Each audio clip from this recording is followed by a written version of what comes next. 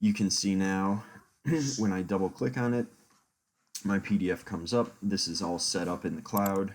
So if I had another couple of people here working, I'd be able to, we'd all be able to be working on this together at the same time.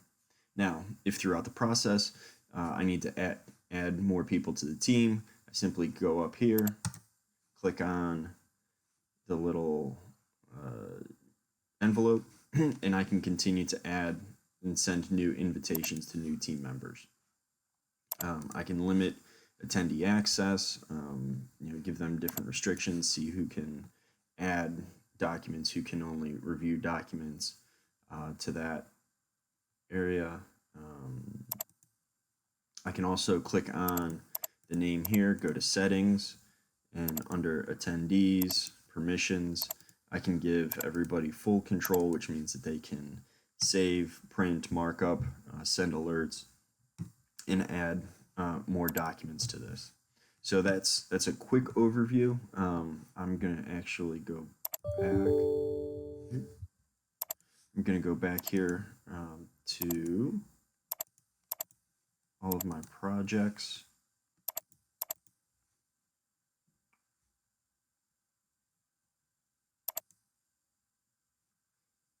There we go. You can see all of my projects are back in through here. I'm just going to click on the University of Akron, which is the current project that we're working on.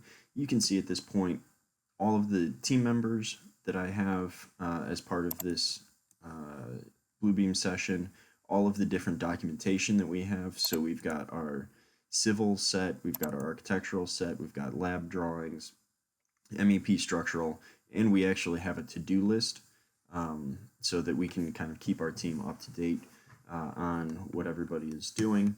The first thing that we have done is, our team has given everybody their own different color so that when you see a markup, you know exactly who has sent that markup or who has marked that area of the drawing up.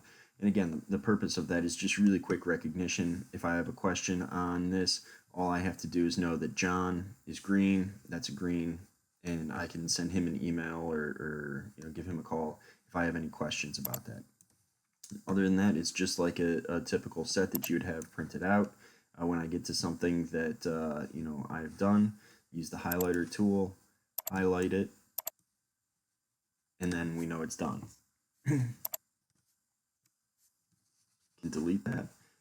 If there's something that I type in and I want to send it to a specific person, all I have to do is, we'll mark this up, is correct. And I want to, again, ask this to a specific person. I can right click on alert attendees, and now I can choose here from anybody of the group that's been invited.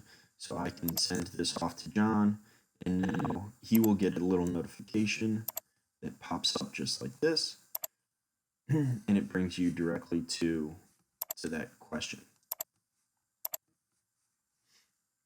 The one thing that needs to be recognized is if you respond to an alert, the person doesn't actually get a response, so you have to alert them back. That's just something that we have to work through together as a team. But this should be a really quick introduction to the Bluebeam Studio session, how to set it up, how we use it, and how it can really help as we, as a Bylowski team, continue to figure out how to deal with some of the nuances of working from home. Again, if you have any questions, feel free to reach out or send an email.